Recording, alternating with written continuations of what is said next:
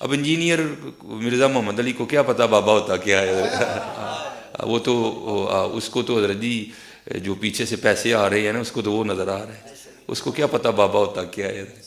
بابا اپنے زمانے میں ایک زمانہ ہوتا ہے، بابا اپنے جہاں میں ایک جہاں ہوتا ہے، اس کا وکھری ایک جہاں ہوتا ہے، یہ اس کو نہیں پتہ اور نہ اس کی باتوں میں آنا ہے انشاءاللہ۔ میرا ارادہ بن رہا ہے کیونکہ اب وہ ہمارے بابوں کی طرف آ رہا ہے اور ہم نہیں اپنے بابوں کی برداشت کر سکتے، اس لیے اس کی بات بھی نہ سنا کرو حضرت، وہ بھی دل میں شک ڈال دے گی حضرت۔ اور انشاءاللہ بس میں توفیق مانگ رہا ہوں اپنے اللہ سے، بڑی جلدی میں نے انشاءاللہ اس کا رد شروع کرنا ہے۔ ایویں بکواس کر رہا ہے اپنے کمرے میں بیٹھ، اب تو پتہ نہیں کیا ہو رہا ہے۔ نہیں جی اسی تے انج مننا ہے، او بھائی انج نہ من جویں وڈیاں نے منے، تو بھی انج ہی من یار، یہ نہ کھیل کھیلنا یار، اپنے چاء اور لاڈ میں اس طرح نہ کر، یہ تیرا چاء لاڈ غلط ہے، تو بھائی اس طرح ہی من جویں انہوں نے منیا یار، نہ کر، نہ امت نو پاڑ، خدا دا واسطہ جی نہ کرو اس طرح، نہ کرو اس طرح حضرت۔ اور میں بزرگ بیٹھی ہیں، خدا کا واسطہ اپنی سٹیجوں کے رنگ بدلو یار، خدا کا نام لو یار، کیا کرنے نکلے ہو تم؟ میں آپ سب سے بٹھا دو ایسوں کو نیچے، تھلے بیٹھ، سانو نہ سنا ہے، ہاں سانو وہ سنا جڑی وڈیاں نے لکھی ہے، سانو نہ سنا ہے، نہ اسی تیری سننی، تو اپنا نواں کول ہی رکھ، سانو نہ اپنا نواں دے تو کوئی، ہاں یہ بدلو بھائی اپنی سٹیجوں کا رنگ، یہ بالکل یہ غلط ہو رہا ہے سارا، اب پانی سر کے اوپر سے گزر رہا ہے ادھر، ہر دوسرے دن کو الو کا پٹھا اٹھتا ہے اور نئی بکواس شروع کر دیتا ہے بھائی، یہ تو آج تک کسی کو نہیں سوجا، جو نئی بات ہی ہم نے سن لی۔ اللہم صلی علی محمد وعلی آل محمد کما صلیت علی ابراہیم وعلی آل ابراہیم انک حمید مجید، اللہم بارک علی محمد وعلی آل محمد کما بارکت علی ابراہیم وعلی آل ابراہیم انک حمید مجید۔ مرنے سے پہلے اے مسلمان کر لے اس پہ غور، کتابوں کا خدا اور ہے، بابوں کا خدا اور۔ میرے بھائیو، یہ جو ہم نے بڑا سافٹ سا سلوگن دیا ہے جس کے اندر قیامت چھپی ہوئی ہے، اس میں قطعاً یہ مقصد نہیں ہے کہ ہمارے جو آباء و اجداد تھے وہ کسی اور خدا کی پوجا کرتے تھے اور ہم کسی اور خدا کی کرتے ہیں۔ اس میں میسج یہ ہے کہ ہمارے آباء و اجداد نے، ہمارے بزرگوں نے اکثر اوقات ہمیں اس رب کا تعارف کروایا جس رب کی کوالٹیز ان چیزوں سے بالکل مختلف تھیں جو علم وحی کے ذریعے اللہ نے اپنے محبوب امام کائنات سید الاولین والآخرین شفیع المذنبین رحمت للعالمین سیدنا و مولانا امام اعظم محمد رسول اللہ صلی اللہ علیہ وآلہ وسلم کے ذریعے، کتاب اللہ اور سنت کے ذریعے ہمیں اپنا تعارف کروایا۔ یہ بالکل الگ ہے، ورنہ خدا تو سب کا ایک ہے۔ ہم مسلمان اسے اللہ کہتے ہیں، کوئی اسے بھگوان کہتا ہے، کوئی اسے خدا کہتا ہے، کوئی گاڈ کہتا ہے، اور کوئی سپریم بینگ یا سپر نیچرل ایجنسی کہتا ہے۔ اللہ سب کا ایک ہی ہے، الہ سب کا ایک ہی ہے۔ تو سنیں میرے بھائیوں، پہلی مثال آپ نے اکثر بزرگوں کے بارے میں سنا ہے کہ جی روزانہ ایک قرآن پڑھتے تھے۔ کوئی آگے جاتا ہے وہ کہتا ہے جی رات کو کھڑے ہوتے تھے، ایک ٹانگ پہ ایک قرآن پڑھتے تھے، دوسری ٹانگ پہ کھڑے ہو کے دوسرا قرآن۔ جس نے تھوڑی لمبی چھوڑنی ہوتی ہے وہ کہتے ہیں جی 3 قرآن روز کے، 8 قرآن والا ورژن بھی ہے۔ سر فضائل اعمال اٹھائیں، یہ میں یعنی کوئی زبانی کلامی باتیں نہیں کر رہا ہوں، یہ وہ ٹیکسٹ بک ہے جس کے بارے میں دعویٰ کیا جاتا ہے قرآن کے بعد سب سے زیادہ دنیا میں پڑھی جانے والی کتاب ہے فضائل اعمال۔ میں تبلیغی جماعت سے بڑی محبت کرتا ہوں، آپ کو پتہ ہے، جہاں پہ علمی اختلاف ہے میں ضرور ریکارڈ کرواؤں گا۔ مولانا طارق جمیل صاحب حفظہ اللہ تعالیٰ کے سامنے بھی سارا مقدمہ رکھا ہے، اور آپ کو پتہ ہے تبدیلی تو آئی ہے نا، پھر کلپ دیکھا ہے آپ نے، تبدیلی آ گئی ہے، وہ بھی مانتے ہیں، لیکن ان بیچاروں کا جتنا زور چلتا ہے اتنی بات کر سکتے ہیں۔ تو یہ فضائل اعمال میں لکھا ہوا ہے میرے بھائی کہ ایک بزرگ تھے روزانہ ایک قرآن پڑھتے تھے، ایک اور بزرگ کا لکھا ساتھ کہ وہ 3 قرآن روزانہ پڑھتے تھے، پھر آگے کہتے ہیں 8 قرآن بھی روزانہ پڑھتے تھے، اور پھر لکھا کہ امام ابو حنیفہ رحمہ اللہ تعالی رمضان شریف میں 61 قرآن پڑھتے تھے۔ 61 کی گنتی وہ کہتے ہیں ایک قرآن دن میں ایک رات میں، کتنے ہو گئے؟ 60، اور ایک تراویح بھی۔ ہاں جی، ایک 8 دفعہ پھر تاک کرنا تھا نا انہوں نے. اب یہ لانا بات ہے جب 29 روزے ہوتے ہوں گے پھر کیا کرتے ہوں گے. تو بہرحال لوگ کہتے ہیں 61 قرآن امام حنیفہ رحمہ اللہ. یہ فضائل اعمال میں لکھا ہوا ہے سر. ہم جے پی جیز ایڈ کریں گے, ایک ایک چیز کا جے پی جی ڈالیں گے, تاکہ آپ ایک بار یہ سوچیں کہ مرنے سے پہلے اے مسلمان کر لے اس پہ غور. کتابوں کا خدا اور ہے, بابوں کا خدا اور. یہ بابوں کا تعارف ہے قرآن کے حوالے سے, اور ایک کتابوں کا تعارف ہے. سر جامعہ ترمذی میں حدیث موجود ہے, اللہ کے محبوب صلی اللہ علیہ وآلہ وسلم نے فرمایا جس شخص نے 3 دن سے کم میں قرآن کمپلیٹ کیا, مکمل کیا, اس نے قرآن کے فہم میں سے کچھ بھی حاصل نہیں کیا. یہ ان کو کہہ رہے ہیں جن کو عربی آتی تھی, تو آنو تو عربی آندی بھی کوئی نہیں. جن کو عربی آتی ہے ان کو کہا جا رہا ہے 3 دن سے کم میں قرآن مکمل کیا, تو فہم اس کا حاصل ہی نہ کیا. تو یہ جو 8 قرآن روزانہ کر رہے ہیں یہ کس سنت پہ عمل کر رہے ہیں؟ اپنی وشفل تھنکنگز میں سرگرداں ہیں. اور اس سے بھی مزے کی بات صحیح مسلم میں حدیث ہے, نبی علیہ السلام نے صحابہ کرام سے فرمایا, یہ حدیث بخاری میں بھی ہے لیکن مسلم میں ڈیٹیل ہے, بخاری مسلم دونوں میں ہے, کہ بھلا بتاؤ تم میں سے کسی شخص کی استطاعت ہے کہ وہ ایک رات میں 1/3 قرآن پڑھ لے, یعنی 10 پارے. آج کی ڈیٹ میں پارے اس زمانے میں تو نہیں تھے. تو صحابہ کرام نے کہا کہ یا رسول اللہ کس کی استطاعت ہوگی کہ وہ رات میں 1/3 قرآن پڑھ لے؟ ہائے ہائے ہائے ہائے ہائے, سر ہے استطاعت, فضائل اعمال میں 8 بھی ہے جے. لیکن صحابہ کرام تو بزرگ نہیں تھے نا, آپ کو پتا ہے, وہ تو کامل ایمان مومنین تھے. یہ کہانیوں والے ہیں, وہ کامل الایمان اے کہانی باز. تو صحابہ نے کہا یا رسول اللہ کسی کی استطاعت نہیں. تو آپ نے فرمایا کہ سورۃ الاخلاص پڑھ لو, یہ 1/3 قرآن کے برابر ہے, 1/3 قرآن کے برابر ہے. اپنے نظریات کے اعتبار سے بھی, کیونکہ قرآن حکیم کا 1/3 عقیدہ توحید ہے, اور چونکہ سورہ اخلاص توحید کی جڑ ہے, اس اعتبار سے بھی تعلیمات میں بھی یہ 1/3 ہے قرآن کا, اور فضیلت میں بھی. اچھا اگر یہ کہتے ہیں نا کہ ہمارے بزرگ جو 8 قرآن پڑھتے تھے وہ 24 بار پڑھتے سن سورہ اخلاص, پھر تو ٹھیک ہے. 8 × 3 = 24. 24 ٹائمز اگر سورہ اخلاص کوئی پڑھ لے اور 8 قرآن روزانہ کے, اگر یہ کہتے ہیں پھر تو ٹھیک ہے. لیکن آپ کو بھی پتا ہے کہ انہوں نے یہ نہیں کہا ہوا, ٹھیک ہے, کیونکہ اس پہ پوری رات ایک ٹانگ پہ کھڑا نہیں ہونا پڑتا. سورہ اخلاص اگر کسی نے پڑھنی ہے 3 دفعہ کتنا ٹائم لگتا ہے. اور آپ کو ایک اوریجنل مدنی لطیفہ سناتے ہیں. یہاں پہ جیلم ہمارے شہر کے اندر تبلیغی مرکز ہے. کبھی کبھار میں زور کی نماز میں وہاں چلا جاتا ہوں, تو زور کی نماز کے بعد نا فضائل اعمال کی تعلیم ہوتی ہے. اب وہ عالم دین ہے جو وہ فضائل اعمال پڑھ کے سنا رہے ہوتے ہیں, اور سامنے مدرسے کے بچے بھی ہوتے ہیں. تو میں نے اپنے بچوں کو پابند کیا کہ تم نے بھی سن لیا کرو تعلیم نا. اب میرا ایک بچہ ماشاءاللہ 10 سال کا ہے اور ایک آلموسٹ 11 سال کا. تو یہ میں 5-6 مہینے پہلے کی بات کر رہا ہوں.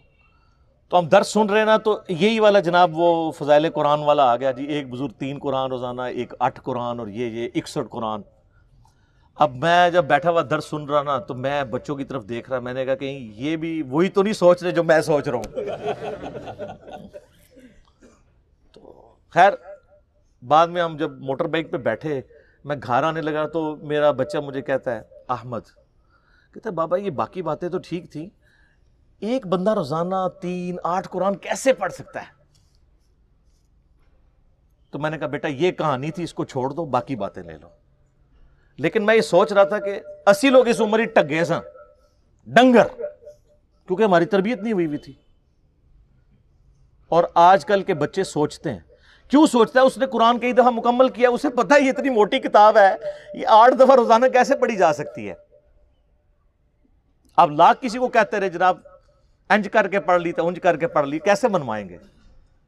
اور میں نے تو احادیث سے ثابت کر دیا کہ صحابہ کرام علیہم رضوان بھی کہہ رہے ہیں کہ کس کی ہمت ہے کہ رات میں 1/3 قرآن پڑھ لے. تو نبی علیہ السلام نے وظیفہ دیا ہے سورہ اخلاص کا. تو ہم تو یعنی یہ ساری مثالیں آپ کے سامنے اس لیے رکھتے ہیں کہ آپ کم از کم مرنے سے پہلے اے مسلمان کر لے اس پہ غور. کتابوں کا خدا اور ہے, بابوں کا خدا اور. دوسری مثال سنیں.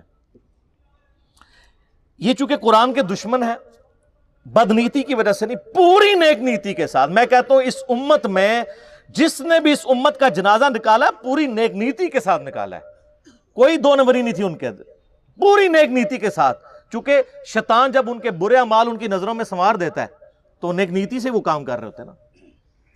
تو قرآن سے دور کرنے کے لیے انہوں نے لوگوں کو یہ کہنا شروع کر دیا کہ آپ جو ہے نا وہ عربی ٹیکسٹ کے اوپر نا ذرا غور کریں,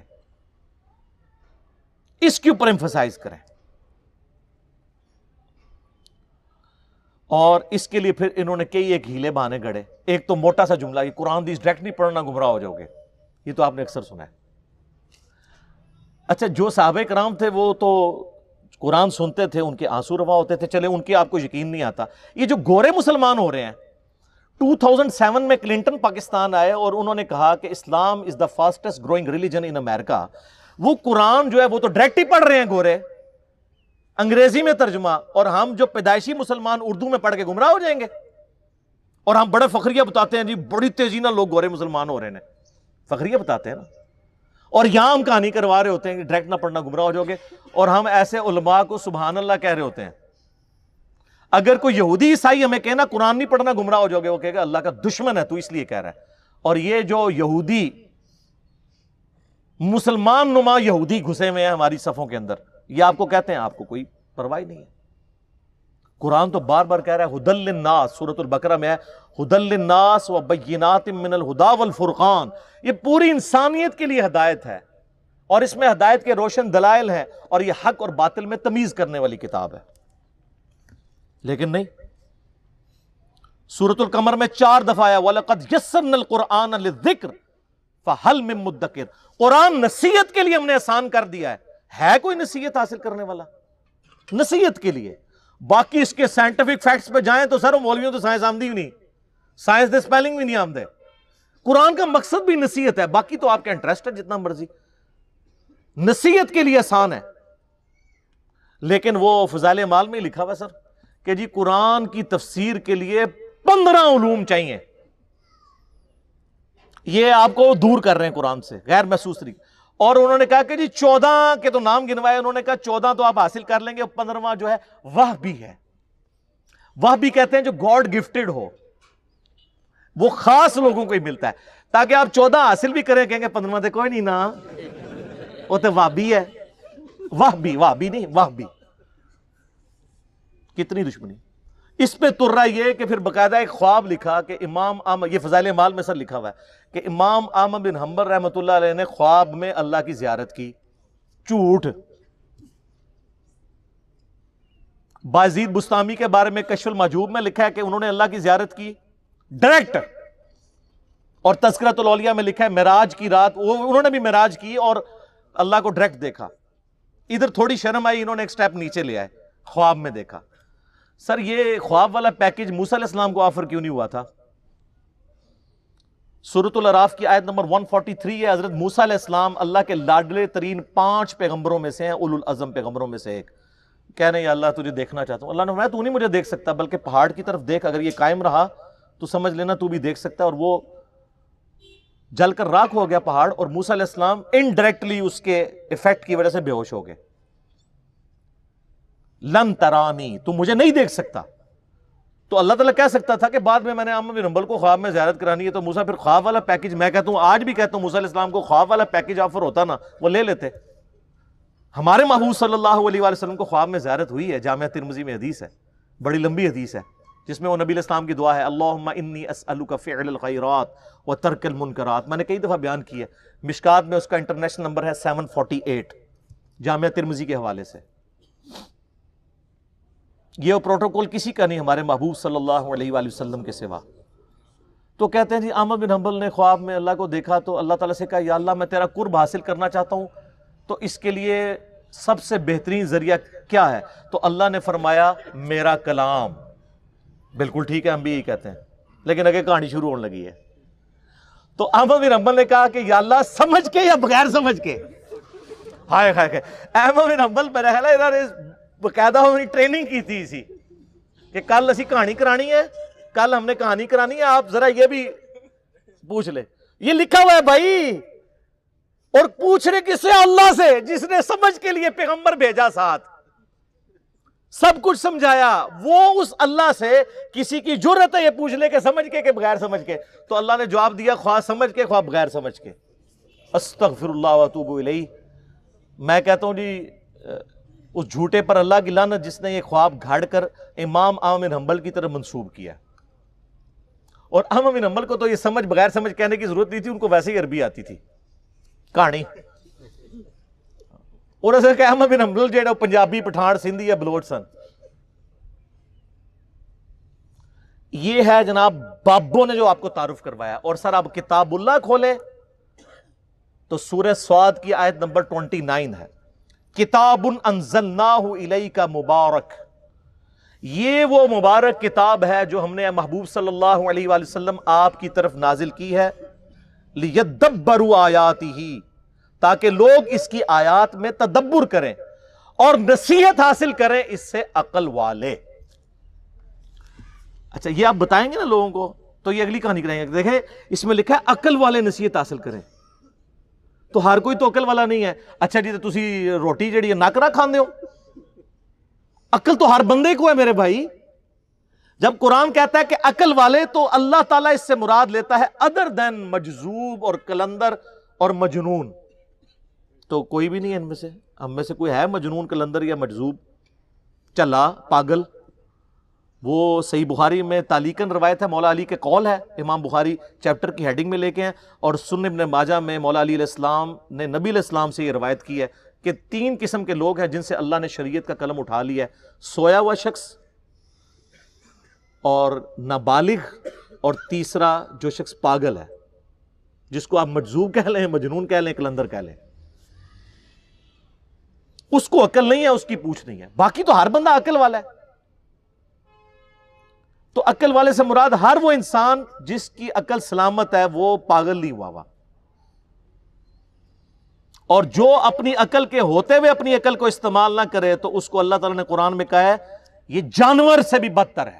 جی سورۃ الاعراف آیت نمبر 179، وَلَقَدْ ذَرَأْنَا لِجَهَنَّمَ كَثِيرًا مِّنَ الْجِنِّ وَالْإِنسِ، ہم نے جنوں اور انسانوں کی اکثریت پیدا اس لیے کی ہے کہ الٹیمیٹلی انہوں نے دوزخ میں ہی جانا ہے۔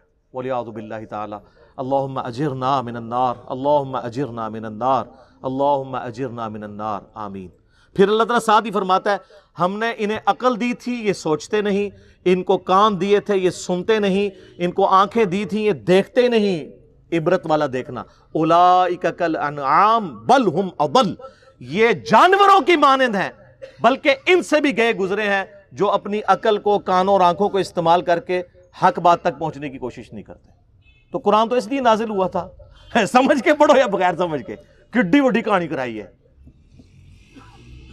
اور یہ فضائل اعمال شریف میں لکھی ہوئی ہے۔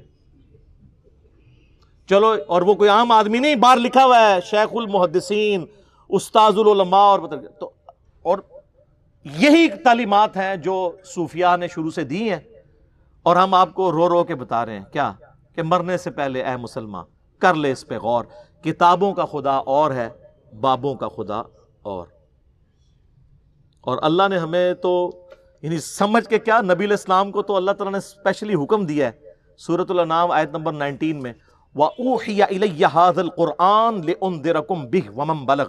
اے نبی علیہ السلام فرما دیجئے قرآن اللہ نے مجھے اس لیے وحی کیا ہے تاکہ اس کے ذریعے میں تمہیں بھی ڈر سناؤں آخرت کا، اور جس تک اس کی دعوت پہنچ جائے اسی کتاب کے ذریعے ہدایت دے لوگوں کو۔ فضائل اعمال فضائل سنت یا کسی مولوی کی لکھی ہوئی کتاب سے نہیں، اللہ کی کتاب سے۔ پھر سورہ قاف کی آخری آیت ہے 45 نمبر، فَذَكِّرْ بِالْقُرْآنِ مَنْ يَخَافُ وَعِيدٍ۔ اے نبی علیہ السلام اس قرآن کے ذریعے آپ لوگوں کو ڈر سنائیں آخرت کا، ہر اس شخص کو جو اللہ کی دھمکی سے ڈر جائے۔ تو سر پھر ہم کیوں نہ کہیں کہ کتابوں کا دین اور ہے اور بابوں کا دین اور۔ تیسری مثال، آپ نے اکثر بریلوی اور دیوبندی بزرگان دین سے اور علماء کرام سے، میں بزرگان بے دین اور علماء کرائم کی بات نہیں کر رہا، بزرگان دین اور علماء کرام سے یہ اکثر سنا ہوگا کہ جی بزرگ روحانی طور پر دیکھے گئے ہیں، جی ہوتے ادھر ہیں، کبھی مدینہ شریف حاضری میں پہنچے ہوتے ہیں، کبھی وہ مکہ شریف پہنچے ہوتے ہیں، نماز میں غیر حاضر ہوں تو وہ کہتے ہیں جی نماز روحانی طور پہ وہاں ادا کی. اور یہ سب جگہ کہاں رہی ہیں؟ کہیں دعوت اسلامی کی بہاروں کے نام سے ہے اور کہیں تبلیغی جماعت کی کارگزاری کے نام سے. یہ ہر جگہ جاری ہے. کہتے ہیں جی وہ بزرگ ادھر تھے تو ہے ادھر تھے، روحانی طور پہ ان کو وہاں دیکھا گیا، انہوں نے وہاں نماز پڑھی. یہ ہے بابوں نے جو آپ کو بتایا. اور سر صحیح مسلم میں حدیث ہے، نبی علیہ السلام ایک چوراہے سے گزرے تو بنو سلمہ وہاں کھڑے تھے. نبی علیہ السلام نے پوچھا تم لوگ یہاں کیوں کھڑے ہو؟ ان کا یا رسول اللہ ہم بڑی دور سے اپنے گاؤں سے مسجد نبوی میں آپ کے پیچھے نماز کے لیے آتے ہیں تو تھک جاتے ہیں، بڑی مشکل سے پہنچ پاتے ہیں، جماعت پکڑنے میں مشکل ہوتی ہے، تو ہم نے ارادہ کیا ہے کہ ہم مدینہ شریف شہر کے اندر ہی شفٹ ہو جاتے ہیں تاکہ آسانی سے آپ کے پیچھے نماز پڑھ لیں. تو نبی علیہ السلام نے فرمایا تم جتنے قدم چل کے آتے ہو ہر قدم کے عوض تمہارے لیے نیکی لکھی جاتی ہے. یار صحابہ کرام کیا لوگ تھے یار. کوئی آرگومنٹ ہی نہیں کیا کہ یا رسول اللہ ٹھیک ہے ادھر ہی رہیں گے. کسی نے نہیں کہا یا رسول اللہ تھک جائیں گے. یہ نیکیوں کے لیے کتنے حریص. اور کسی نے یہ بھی نہیں کہا کہ حضور ہمارے قدموں کی خاک سے جو خاک اڑتی ہے، ہمارے گھوڑے کے قدموں کے سم سے جو خاک اڑتی ہے، وہ جب گھوڑے کے نتھنے میں بیٹھے تو اس کے برابر بھی کوئی امت کا ولی غوث قطب ابدال نہیں ہو سکتا. تو ہمارے بعد تو بزرگان دین ہواؤں میں اڑ اڑ کے مکے اور مدینے نمازیں پڑھیں گے تو یا رسول اللہ ٹھیک ہے ہم شفٹ نہیں ہوتے، ہم اڑ کے آ جایا کریں گے. اس زمانے میں کوئی نہیں اڑتا تھا، آج بھی کوئی نہیں اڑ سکتا میرے بھائی. کہانی ہے سب. اگر کسی کو زوم ہے نا اڑ سکتا ہے تو سارے بزرگان دین کٹھا کہتے ہیں دنیا اولیاء اللہ سے خالی نہیں ہے. ایک ولی لے آؤ نا سر، منار پاکستان پہ چڑھاتے ہیں، لیکن ہمیں تو یقین ہے کہ وہ شہادت کے رتبے پہ پہنچیں گے. انگریز کا پیراشوٹ اس کو باندھ دیں گے، وہ چھلانگ لگائے اڑ کے بتائے. اور جب ویسے تو وہ پہلے ہی توبہ کر لے گا، اور اگر وہ چھلانگ لگائی دے شہید ہونے کے لیے تو مرنے سے پہلے ایک بٹن دبائے، اس کے بعد زمین پہ لینڈ کرتے ہی نہ اناؤنسمنٹ کرے نہ میں وابی نہ میں بابی، میں ہوں مسلم علمی کتابی. سر پھر یہی ہونا چاہیے نا، کہانیاں کرائی سی ہوں توبہ بھی کرنا. اور پھر وہ اپنے مریدوں کو بھی کہے کہ مرنے سے پہلے اے مریدو کر لو اس پہ غور. میرا خدا اور تھا اور کتابوں کا خدا اور. اب میں کتابوں کے خدا کو ماننا شروع ہو گیا ہوں. سر یہ چھوڑ دیں، جن کو اپنے بزرگوں پہ مان ہے نا ان کے ساتھ آپ جہاز میں فلائٹ لیں، سارے مرید کٹھے ہوں، بڑے بڑے امیر مرید ہوتے ہیں نا، کاکپٹ سے صرف پائلٹ کو نکال کے نا پیچھے لیں اور کسی ولی اللہ کو بٹھا دیں کاکپٹ میں، وہ یہ جہاز لینڈ نہیں کرا سکتا.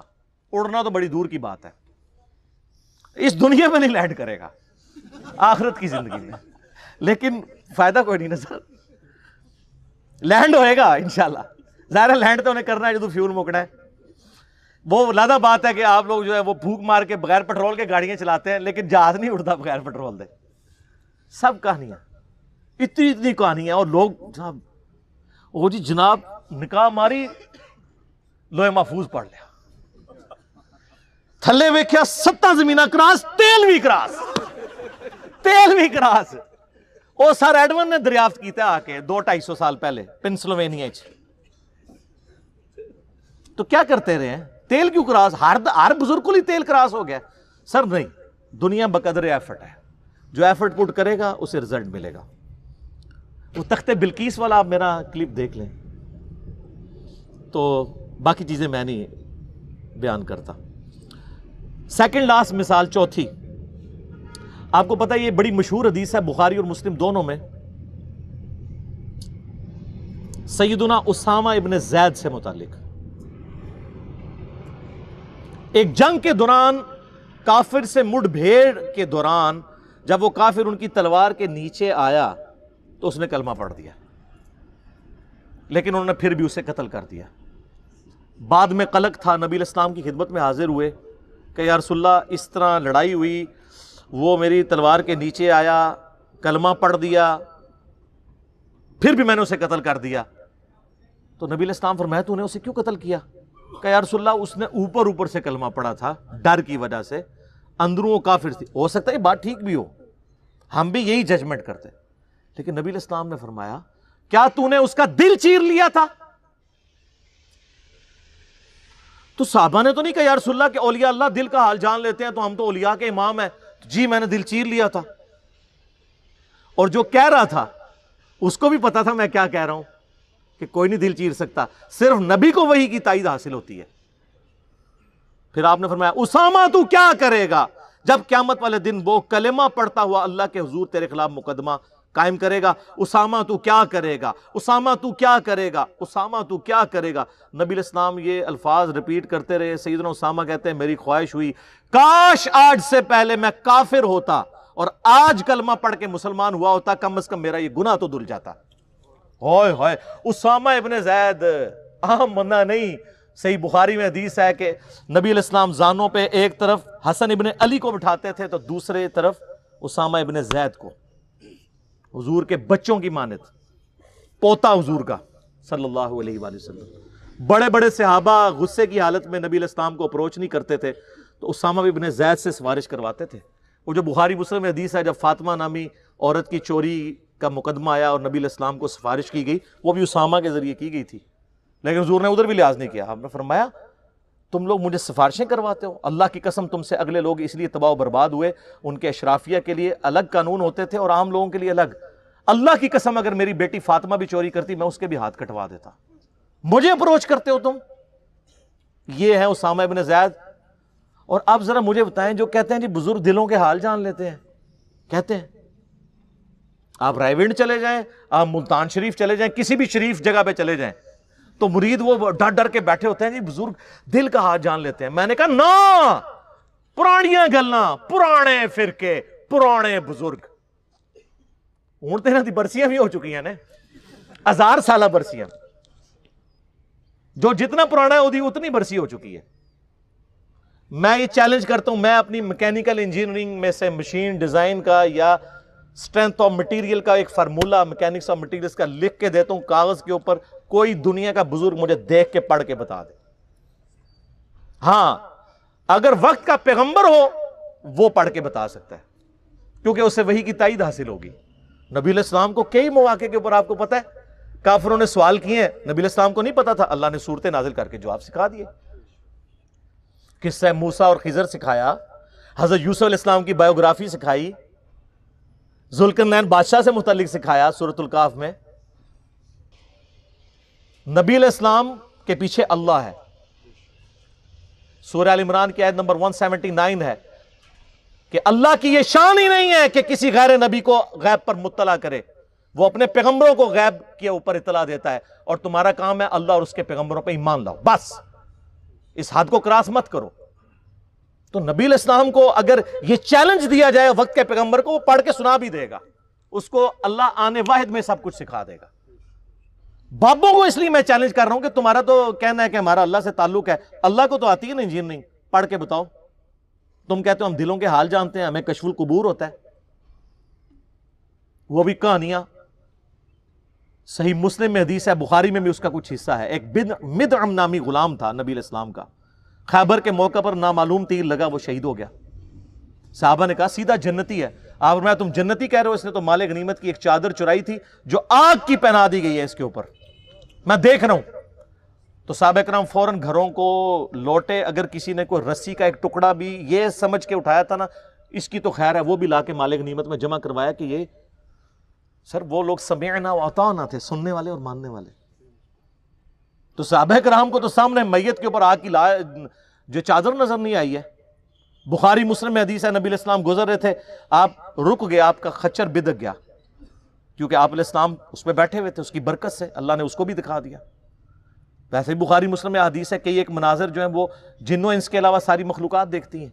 آپ فرمائیں 2 قبر والوں کو عذاب ہو رہا ہے, ایک پیشاب کے چھینٹوں سے نہیں بچتا تھا, دوسرا چغلی کھاتا تھا.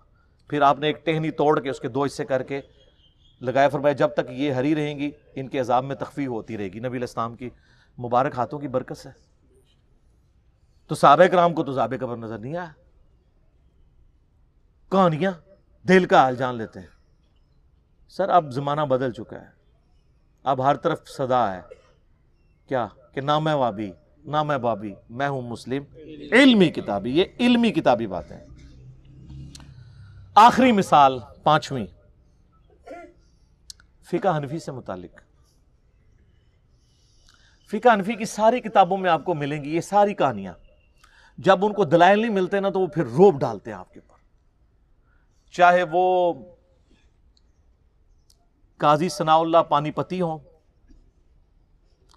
خواہ وہ صاحب در مختار ہوں، صاحب رد المختار ہوں، یہ سب لوگ یہ کہانی لکھتے آئے ہیں اور ان کی تو کوئی حیثیت نہیں ہے. ان سب کے بڑے بزرگ جو ہیں شیخ احمد سرہندی المعروف مجدد الافسانی، جنہوں نے خود ہی اپنے آپ کو مجدد ڈکلیئر کیا اپنی زندگی میں، اور 1000 سال کا، کیونکہ بیچاروں کو حدیثیں تو نہیں پتہ تھی. حدیث میں تو 100 سال کا مجدد ہوتا ہے.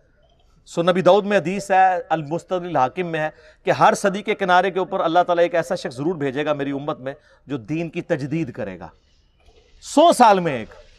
امت کا پہلا مجدد عمر بن عبدالعزیز ہے، المتوفا 101 ہجری 101 ہجری میں فوت ہوئے 38 سال کی عمر میں.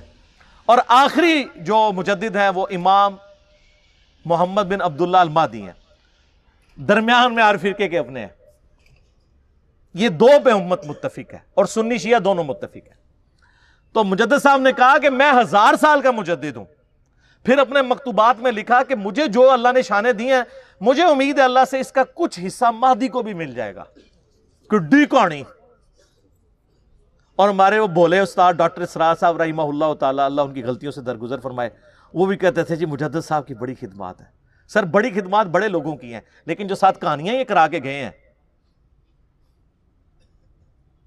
وہ مجدد صاحب مکتوبات میں لکھتے ہیں کہ ہمارے بزرگوں نے کشف کے ذریعے دیکھا ہے کہ عیسیٰ ابن مریم جب دنیا میں اتریں گے تو فقہ حنفی کے مطابق عمل کریں گے. کڈی کہانی. پھر ان کو شرم آئی کہ یار یہ میں بات کروں گا تو لوگ کہیں گے کہ ایک پیغمبر کو تم نے اپنے ایک بابے کے نیچے لگا دیا. تو انہوں نے کہا نہیں، وہ ہوگا یہ کہ حضرت عیسیٰ علیہ السلام بھی اجتہاد کریں گے اور ان کا اجتہاد امام حنیفہ سے مل جائے گا. اور بھائی آج کا اجتہاد نہیں امام حنیفہ سے مل سکتا. امام حنیفہ کو یہ پتہ ہی نہیں ہے کہ کیمرہ دنیا میں آ چکا ہے، اس کا شرعی حکم کیا ہے، ٹرین میں نماز کا شرعی حکم کیا ہے، قطبین پہ نماز کا شرعی حکم کیا ہے، چاند پہ کیسے نماز پڑھیں گے. کینگرو نہیں دیکھا ہوا انہوں نے. آج کے کئی مسائل ہیں جو ان کو پتہ ہی نہیں ہے. تو آج کے بھی بعد ماڈرن زمانے میں جو اجتہاد ہے وہ کون سے اجتہاد سے ملے گا. یہ تھی جناب کہانی شریف، بابا شریف. اب آ جائیں صحیح مسلم میں. سر صحیح بخاری مسلم دونوں میں حدیث ہے کہ تم میں عیسیٰ ابن مریم قیامت سے پہلے نزول کریں گے، صلیب کو توڑ دیں گے، خنزیر کو قتل کر دیں گے، جزیہ موقوف کر دیں گے، سب لوگ اسلام قبول کر لیں گے. اور مسلم شریف کے الفاظ ہیں، وہ راوی حدیث کہتا ہے کہ وہ جب دنیا میں اتریں گے تو تمہارے رب کی کتاب اور تمہارے نبی کی سنت کے مطابق تمہیں چلائیں گے. تو وہ کیا ہوں گے؟ علمی کتابی. مرنے سے پہلے اے مسلمان کر لے اس پہ غور. کتابوں کا خدا اور ہے، بابوں کا خدا اور. عیسیٰ ابن مریم کتاب اللہ اور سنت کے مطابق. اور بالکل ٹھیک ہے سر، حجۃ الوداع کا خطبہ بھی یہی ہے. یہ بالکل فٹ ان بیٹھتا ہے. اچھا مزے کی بات ہے کہ حضرت عیسیٰ کے نزول کی حدیثیں تو مسلم شریف سے لے رہے ہیں، اور مسلم شریف میں لکھا ہے کہ انہوں نے امام حنیفہ کا مقلد نہیں ہونا، نبی علیہ السلام کا متبع ہونا ہے. وہ لے نہیں رہے. کیوں نہیں لے رہے؟ اس کی وجہ یہ سر مسلم شریف انہوں نے پڑھی نہیں ہے، کہانیاں پڑھ دے رہے ہیں. کیونکہ دیکھ لیں مجدد صاحب بھی کہہ رہے ہیں کہ ہمارے بزرگوں نے دیکھا ہے، وہ بھی کہہ رہے تھے بزرگوں نے دیکھا ہے. ایک بزرگ دوسرے بزرگ کا بتا کے جاتا ہے، وہ اس کا بزرگ، پھر اس طریقے سے یہ چین چلتی جاتی ہے. اور یہ ایسے خطرناک لوگ ہیں، جانے سے پہلے اتنے بچے دے کے جاتے ہیں جو ان کو بزرگ ڈکلیئر کریں، پھر وہ جاتے ہوئے بچے دیتے ہیں تاکہ وہ خود بزرگ ہوں، اور وہ بچے پھر آگے بچے دیتے ہیں، روحانی بچے. میں شیطانی بچے نہیں کہتا، یہ تو آگے جا کے پتہ چل جائے گا. تو یہ جناب ہمارا درد تھا. ہم آپ کو کتابوں سے جوڑ رہے ہیں، بابوں سے نہیں. اور جب آپ کتابوں سے جڑ گئے تو آپ نبی علیہ السلام کے مبارک قدموں تک پہنچ گئے. اصل مقصد تو یہ ہے، اس کو امام مانو جسے اللہ نے آپ کا اور میرا امام بنایا. ما ضل صاحبکم وما غوا. تمہارے نبی نہ کبھی بہکے ہیں نہ کبھی بے راہ چلے. آپ کے بزرگ تو سب سے بڑے بزرگ شیخ عبد القادر جیلانی کی طرف منسوب واقعہ سارے سناتے ہیں نا ہمیں، کہ یہ ایک دفعہ شیطان نورانی شکل میں سامنے آیا اور کہا کہ اے عبد القادر میں تیرا رب ہوں، آج کے بعد تجھے نمازیں معاف. تو انہوں نے کہا لا حول ولا قوت الا باللہ. تو شیطان وہاں سے غائب ہونے لگا، اور غائب ہوتے ہوتے اس نے اگلا وار کیا کہ عبد القادر تیرے علم نے تجھے بچا لیا، تو انہوں نے کہا کہ لا حول ولا قوت الا باللہ، مجھے اللہ کے فضل نے بچایا ہے۔ تو اس نے کہا کہ میں نے تیرے اس لیول پہ پہنچے ہوئے 70 غوث دوزخ تک پہنچا دیے اس تکبر کی وجہ سے، تجھے تیرے علم نے بچایا۔ تو انہوں نے کہا لا حول ولا قوت الا باللہ، مجھے اللہ کے فضل نے بچایا۔ میرا معصومانہ سوال ہے، وہ جو 70 غوث تھے وہ تو گئے دوزخ میں، اور ان کے مریدین جو بیچارے امید لگائے تھے کہ ہمارا پیر ہمیں جنت میں لے کے جائے گا، سر میرا پیر وہ ہے اور آپ کا بھی پیر وہی تھا، لیکن آپ کو بتایا نہیں گیا تھا کہ جس کی گارنٹی اللہ نے قرآن میں دی ہے، ما ضل صاحبکم وما غوا، تمہارے نبی نہ کبھی بہکے ہیں نہ کبھی بے راہ چلے ہیں۔ لقد کان لکم فی رسول اللہ اسوۃ حسنہ قل ان کنتم تحبون اللہ فاتبعونی یحببکم اللہ انا ارسلناک شاہدا ومبشرا ونذیرا وداعیا الی اللہ باذنہ وسراجا منیرا وما ارسلناک الا رحمتا للعالمین وما ارسلناک الا کافتا للناس بشیرا ونذیرا۔ سر اللہ کے نبی کے ہوتے ہوئے کسی بابے کی بزرگ کی ضرورت ہے میرے بھائی؟ تو مرنے سے پہلے اے مسلمان کر لے اس پہ غور، کتابوں کا خدا اور ہے، بابوں کا خدا اور۔ میں اپنی گفتگو کو کنکلوڈ کرتا ہوں صحیح مسلم کی اس مشہور حدیث پہ، انٹرنیشنل نمبر کے مطابق 7377 دجال کے کانٹیکسٹ میں۔ نبی علیہ السلام فرماتے ہیں دجال کا ظہور ہوگا نا تو ایک مومن اٹھے گا، وہ کہے گا کدھر ہے دجال، مجھے ملاقات کرواؤ۔ تو اس کے جو حواری ہیں دجال کے، وہ کہیں گے نہیں نہیں ڈائریکٹ نہیں تمہیں ملاقات کرنے دیں گے، ظاہر ہے پیر صاحب سے کون ڈائریکٹ مل سکتا ہے۔ وہ کہے گا نہیں تمہارے پیر نے کہا ہوا ہے کہ جو بھی اس طرح آئے نیا بندہ اس کو میرے ساتھ ملاقات کرواؤ، تو مجھے لے جاؤ اس کے پاس۔ وہ کہیں گے ہم تجھے ماریں گے، وہ کہتے ہیں مار لینا یار، لیکن دجال نے کہا ہوا ہے کہ جب کسی کو مارنا ہو تو میرے سے پہلے ملاقات کرانا، تو اس کو لے جائیں گے۔ جب لے کے جائیں گے وہ کہے گا تو دجال ہے، لیکن اس کے ماتھے پہ لکھا ہوگا کاف الف را، کافر، لیکن لکھا ہوگا وہ ایبریویشن میں۔ تو آپ جیسے لوگ جو ہے نا، آپ سے مراد بابوں والے، وہ کاف سے کشف، الف سے الہام، فا سے فیض اور را سے روحانیت پڑھ لیں گے۔ ہم پھر بھی چیخ چیخ کے کہیں گے وہ کافر لکھا ہے، وہ کہیں گے نہیں نہیں کاف کشف، الف سے الہام اور فا سے فیض اور را سے روحانیت۔ مرنے سے پہلے اے مسلمان کر لے اس پہ غور، کتابوں کا خدا اور ہے، بابوں کا خدا اور۔ تو صحیح مسلم کی اس حدیث میں آگے پھر آتا ہے کہ وہ شیخ کے پاس لے جائیں گے اسے، دجال کے پاس، تو وہ مومن کہے گا تو مسیح دجال ہے۔ وہ کہے گا میں رب ہوں تیرا، دیکھ میں بارش برسا رہا ہوں، میں سبزہ اگا رہا ہوں۔ وہ کہے گا میرے نبی کی حدیث مجھے پہنچی ہے، تو دجال ہے۔ تو سر یہ مومن کون ہوگا؟ علمی کتابی۔ وہ کہے گا میں تیرے 2 ٹکڑے کروں گا، اور وہ 2 ٹکڑے کر کے ان میں چلے گا، پھر ٹکڑوں کو حکم دے کے پھر زندہ کر لے گا۔ جب وہ زندہ کرے گا کہے گا اب تو مان لے میں نے تجھے مردہ کر کے زندہ کیا، میں تیرا رب ہوں۔ وہ کہے گا تیرے اس عمل نے میرے ایمان میں اضافہ کیا ہے، تو واقعی دجال ہے، اور اب تو میرے قتل پر قادر بھی نہیں ہوگا۔ اور نبی اسلام فرماتے ہیں جب اسے قتل کرنے لگے گا تو اس کی گردن جو ہے وہ تانبے کی ہو جائے گی، وہ اس کے اوپر قدرت نہیں پائے گا، تو اسے اٹھا کے وہ آگ میں پھینک دے گا، لیکن وہ اصل میں جا کے جنت میں گرے گا، یعنی اللہ کے پاس پہنچ جائے گا۔ اور نبی علیہ السلام فرماتے ہیں کہ وہ اس زمانے کا سب سے بہترین شہید ہوگا۔ جو المستدل حاکم میں حدیث ہے سید الشہداء حمزہ ابن عبد المطلب ہیں، اور ہر وہ شخص سید الشہداء ہے جو جابر حکمران کے سامنے کلمہ حق بلند کرے۔ اسی لیے ہم امام حسین رضی اللہ تعالیٰ عنہ علیہ السلام کو سید الشہداء کہتے ہیں، اور وہ مؤمن بھی سید الشہداء ہوگا۔ تو سر ہم پھر بار بار کہہ رہے ہیں کہ مرنے سے پہلے اے مسلمان کر لے اس پہ غور، کتابوں کا خدا اور ہے، بابوں کا خدا اور۔ سورہ یوسف پڑھیں، حضرت یوسف علیہ السلام جو اپنے جیل کے ساتھیوں کو ترغیب دلاتے ہیں وہ یہی ہے کہ اے میرے جیل کے ساتھیوں، یہ چند نام ہیں جو تم نے رکھ لیے ہیں، اللہ نے ان کی کوئی سند نازل نہیں کی ہوئی ہے، آپ نے بھی نام رکھ لیے۔ یہ کہتے ہیں نا جی وہ اللہ چاہے تو بزرگ کر سکتے ہیں، یہ اللہ کا چاہنا آپ نے اور آپ کے بابوں نے ڈیسائیڈ کرنا ہے؟ یہ سب آپ نے کہانیاں بنائی ہیں۔ اللہ تعالیٰ نے قرآن حکیم میں بارہا یہ بات کی ہے، وَلَا تَقُولُوا عَلَى اللَّهِ إِلَّا الْحَقِّ، مت کہو اللہ کے بارے میں کوئی بات ایسی سوائے اس کے کہ جو حق پر مبنی ہو۔ ہم کہتے ہیں بابے آپ کے کیا کر رہے ہیں، وہ کہتے ہیں جی کعبے میں بھی کرین گر گئی تھی، تو سر اللہ نے کب کہا ہے کہ آپ بسم اللہ پڑھ کے ساکٹ میں 2 انگلیاں دے دو تو بچ جاؤ گے؟ اللہ نے تو بقدر ایفرٹ چھوڑا ہے آپ کو۔ یہ آپ کے بابوں کا دعویٰ تھا کہ دنیا دا نظام چلا رہے ہیں۔ اللہ نے تو حسین ابن علی کو بھی مظلومانہ شہید ہوتے دیکھا ہے۔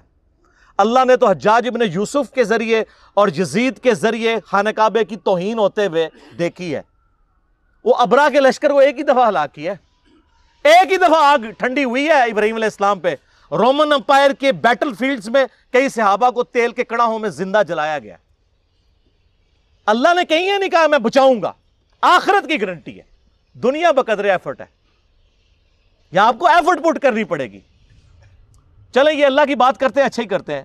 یہ ہمیں بتانے جاتے ہیں اللہ تو آڈا تے بابے ساڈے، ایسی بھی کہنے ہیں سر، مرنے سے پہلے اے مسلمان کر لے اس پہ غور، کتابوں کا خدا اور ہے، بابوں کا خدا اور جب یہ غور کر لو تو ایک دفعہ جھوم کے کہنا ہے کیا کہ نہ میں وہابی نہ میں بابی، میں ہوں مسلم علمی کتابی۔ ٹھیک ہو گیا جناب؟ صلوات بر محمد وآل محمد، اللہم صلی علی محمد وعلی آل محمد کما صلیت علی ابراہیم وعلی آل ابراہیم انک حمید مجید، اللہم بارک علی محمد وعلی آل محمد کما بارکت علی ابراہیم وعلی آل ابراہیم انک حمید مجید، سبحانک اللہم وبحمدک اشہد ان لا الہ الا انت استغفرک واتوب الیک وما علینا الا البلاغ المبین۔ جزاکم اللہ خیرا۔